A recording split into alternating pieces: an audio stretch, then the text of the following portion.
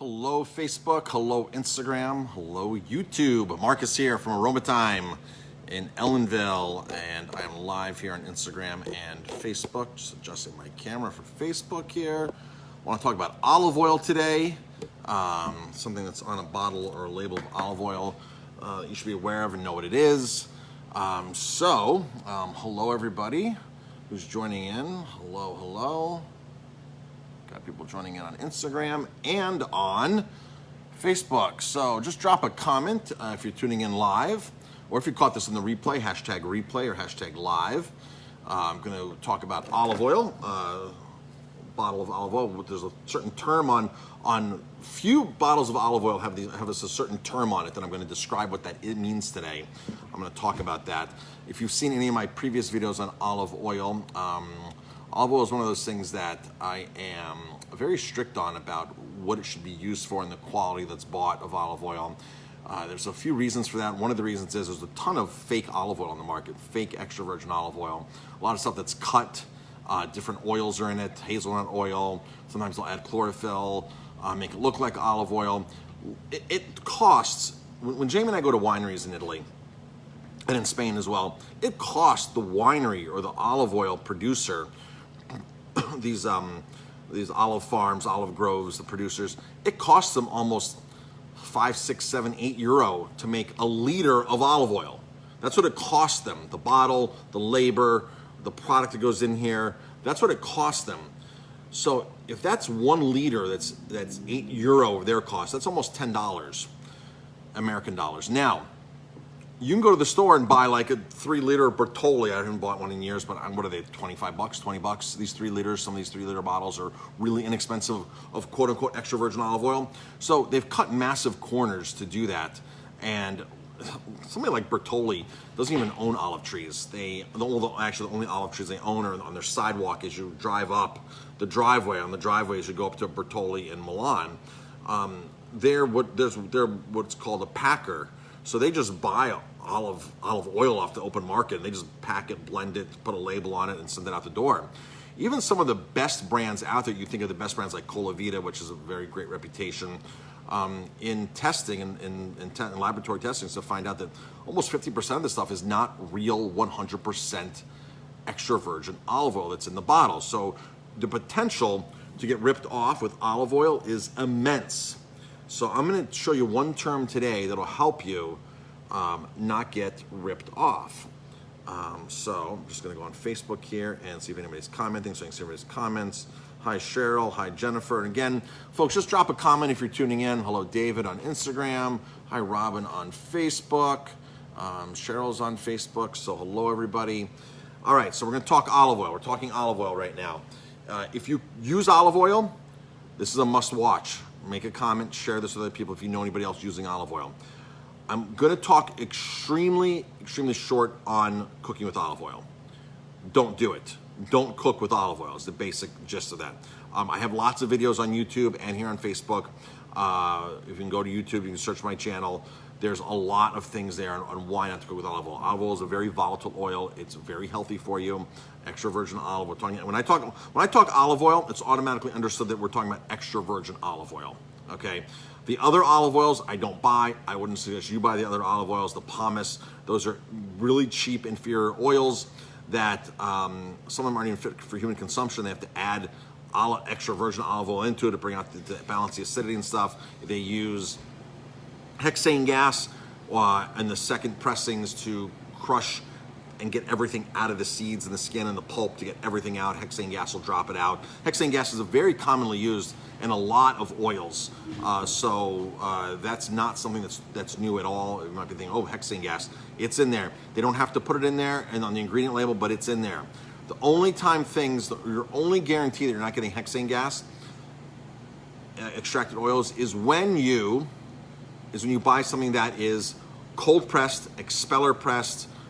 Those are the terms you want to look for. Cold pressed, expeller pressed. Extra virgin olive oil will not have hexane gas in it. Organic oils will not have hexane gas in it. But if you're just going to the store and buying a thing of vegetable oil to cook with, it's got canola oil. It's all got hexane gas in it. That's an industry. Even certain coconut oils will have it. Coconut oil is really one of those items that is designed for the health food industry, but there are some really cheap coconut oils out there, and it will have hexane gas. All right, so what is the one term? What is the one term that on this bottle, on a container of olive oil, that will differentiate a big key factor in its quality? All right, here we go. So wave over on Instagram, and hello everybody who's tuning in on Facebook. So that one single term that is on a bottle of oil, all right, is going to be, let's see, you really can't see it on Facebook, maybe on Instagram, estate grown. This bottle that I'm holding here has a label on, a word on here that says estate grown, estate grown. So estate grown olive oil is very rare. Estate grown olive oil is going to be your best olive oil, and your number one. It's probably going to be your number one way to tell if the olive oil is fake or not, or your number one safeguard against buying real extra virgin olive oil. All right. So estate grown means everything in this bottle was grown on the plantation, on the olive grove, on this estate. They didn't buy olives from anywhere else. Okay. Now, I'm not saying that using a co-op is a bad thing. I'm not saying that at all. This is just talking about, this is an extra guarantee here now. If you're going to buy olive oil, extra virgin olive oil, and you want something really good, you want to look for something that the producer of this bottle, of the product here, grew all the olives themselves. There's an advantage to that, because hopefully when they pick them, the quicker they press them, the fresher, the less acidity, the less oxidation that's happened, the higher quality oil. If you pick olives and then go to press them the next day or 2 days later and ship them off to a consolidator, to a co-op, you lose a tremendous amount of quality. As soon as you pick the olive, detach it, as soon as you detach it from the tree, it starts the aging process, okay? It starts the oxidation process, because it's not alive anymore. And that right there will start the detriment of that olive. So the quicker you can get it pressed, the higher quality oil is going to be. Typically, if they're growing the olives themselves, they're pressing them themselves, that are going to this bottle, you have a much quicker time. Now, New World olive oils, like Australia has pioneered the quick press, the fast press method. They have these extractors. So California, Australia, South America, New World olive oils. Typically, all of those places have hybridized trees, which means they're short trees, which means they can run through these trees mechanically with an over-the-head or over-the-top picker. So the machine actually runs on top of the trees, because they're short trees, hybridized. Same thing with chocolate too, folks. Hybridized chocolate is small trees as opposed to wild chocolate, which is big trees. So short trees, they've created these machines that can go over the top, electronically harvest them, mechanically harvest them. In Australia, certain operations, by the time they get to the end of the row, the machine stops and they can press it, spin it, and have it right there, fresh pressed olive oil at the end of the row. There's almost zero time from the time it's picked, the time it's pressed, and then getting processed. So that right there is going to be very high quality oil. So this is how it works. So if you're in a co-op situation and you're selling your olives, or you're shipping your olives off, there may be 12 hours by the time it actually gets onto a truck. By the time the first person picks it at 8 o'clock in the morning, it gets on a truck, it gets shipped, it stays somewhere refrigerated overnight, and it gets pressed the next day. When you have that kind of a gap in the picking to the pressing, you suffer quality. The oxidation process starts. So estate grown means that everything in the bottle was grown on the plantation, typically a quicker pressing time. But the other biggest safeguard here is they're responsible for all their olives. They're responsible for 100% of what's in here. Their name is on it, what's going in it, and that's the really cool part. They're not selling it off to somebody else, and who knows what they're going to do to the olives. So higher quality, estate grown, that's a term you're looking for. We sell this. This is an organic South American olive oil. We also have a Sicilian estate grown olive oil here that we sell. They're around $32 a liter for the organic, and I think the other one's $30 a liter, the Sicilian. We also have, we don't really sell Arche. We use Arche, which is a family, 5 cousins in central Sicily that started doing olive oil back, 15 years ago. And we use their lemon olive oil. Very, very high quality producer in Sicily. We're going to go visit them. We're going to go visit them in, when we do Sicily 2022, April 2022, we're visiting Arche. This is one of my favorite olive oils. Nice and grassy and green. Good flavor profile in here, and it's certified organic. $32 here. We have them at the restaurant. So that's the situation, folks. With that, that's the term you're looking for, is estate grown. My suggestion, if you're going to use olive oil, my suggestion is go to an olive oil store. Go to a place that can taste you on olive oils. You can understand different profiles. Typically, if you go to a good store that's selling oil and vinegar and things like that, you're going to find higher quality oils to begin with. Do not cook with extra virgin olive oil. When I talked about the picking process and the oxidation process, as soon as you open this and it starts breathing, air gets in here, you start the oxidation process. As soon as you put it into a pan with heat on it and turn it up and it heats up, you quickly intensify the oxidation process. If it smokes, it gets to a smoke point, you've rancified it, and it's totally useless, non-edible. But a lot of people will sit there and they'll put extra virgin olive oil into a pan, crank it up, it'll smoke. Folks, that is toxic olive oil at that point. Do not consume that. Your body doesn't know what to do with it. Your body will reject that. That is not a good situation to eat or consume olive oil that is at its smoke point. In fact, any oil that's at its smoke point is not good to consume. The oil is way past its prime.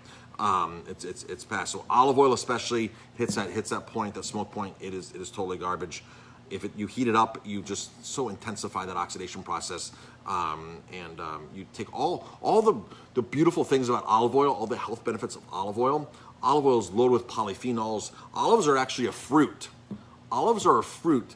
So the fresher pressed olive oil you can get, olive juice, because this is really olive juice, it's fruit juice. The fresher you can get it, the higher quality they do it on at the vineyard or on the olive plantation. All these come out with health effects of the oil. Okay, we all know, every single doctor will tell you that olive oil is healthy, but they will not tell you that. They won't tell you what not to do. They won't tell you, well, pomace, folks. Pomace oil is stuff that's already been pressed the first pressing. It's the leftover stuff, hexane gas. They'll add other stuff into it. In Italy, it was called lampante oil, which means lamp oil. They knew not to consume it in Italy. They knew not to consume lamp oil in Italy. You saved it for the lamps. That was what the extra pressings were for out of olive oil. They knew it wasn't fit for human consumption. But of course, since we're so greedy here, American companies and these companies for the American market, that you add an oil in it to balance it out, and it's fine, and it puts it on the market as pure olive oil, as pomace olive oil. Pure and pomace, forget it. Don't consume it. Extra virgin is the only way. Do not cook with it. If you cook with oil, what we use at the restaurant here is we use unrefined, unfiltered, fresh, cold pressed, expeller cold pressed. So the expeller mechanism never heats up. It's a cold pressing, which is the next step of expeller pressing. Expeller pressing, the press can heat up and thus cook the oil that you're doing. But cold press, it will never cook the oil. So we use a local cold press, unfiltered, unfined sunflower oil to do all of our cooking with. I spoke to a food scientist a couple years ago at a food show, and he was like, "You're right on, Marcus. That's the best oil to cook with. That oil is indestructible. It holds its own. It's really a good oil to cook with." So that's what we've been cooking with here at the restaurant for years. I literally just sent a text message yesterday to the producer here, Hudson Valley Cold Pressed, and said, "Hey, I need 4 more tubs for this Friday." And they literally press it and then ship it to us, is typically what they do. So it's even extra fresh pressed sunflower oil, and that's what we cook with. So the money you're saving from cooking with olive oil, you put that extra money into buying a better quality olive oil and you use it for a seasoning oil. You put it on greens, on salads. After you cook something, like after you cook broccoli rabe, then you can drizzle your extra virgin olive oil. After you cook your pasta and you put your pasta on a plate and you have the tomatoes and all that, then you drizzle your olive oil on there. After you sear off a piece of salmon and you put it on the plate, you squeeze your lemon and you drizzle your olive oil and your salt on. That's when that is the best time, and the only time that we use olive oil is to actually season food. So we stock one type of olive oil. It's extra virgin all the way here, and that's it at the restaurant. We don't even have olive oil blended with canola oil. A lot of restaurants will do that. It's a 75-25 blend typically. So they take 75% canola oil, cheap, expeller pressed hexane gas, non-expeller pressed, hexane gas extracted canola oil, and then put extra virgin or some kind of higher quality olive oil in it. And it's chefs love to cook with this. They love to make salads with this, or it's either canola or soy oil, how they do this. And it's a very, very cheap oil that restaurants absolutely love to cook with. So, let's see. And if there's any questions right now, I'd be happy to answer any questions on olive oil specifically. That really wraps up the oils, or that term. I mean, again, you're looking for the term estate grown. I know you can't read it on what I'm broadcasting today on. So, oh, yes, Karen, that's a great question. I forgot about this. Avocado oil. Avocado oil is a great oil to cook with. So is macadamia nut oil. So if you're cooking at home, thank you for reminding me, Karen. I totally forgot to mention that. Avocado oil, awesome. Macadamia nut oil, awesome. Those two oils at home, if you're cooking with oils at home, that's it. And realistically, you don't need a lot of oil to cook with. Like, people totally chefs and cooks use way too much oil. I see what other cooks do. They just put tons of oil in the pan. The least amount of oil you can get away with, the better off you are for health reasons, health-wise. Because any oil, no matter if it's avocado oil, no matter if it's macadamia nut oil, no matter if it's coconut oil, once you put it into a pan and turn the heat on, you start breaking it down. The difference with those oils that I mentioned and with sunflower oil, only the unrefined, unfiltered sunflower. The other stuff, once it's filtered and refined, it's a different oil. So once you add any oil into a pan, it starts oxidizing. Those oils just happen to be able to withstand the heat better and fare better, okay, than other oils, especially olive oil. Extra virgin olive oil is a no-no when it comes to cooking. I don't care what Mario Batali says or any of those. People say, oh, but the Food Network, Mario Batali or so-and-so, Jamie Oliver's cooking.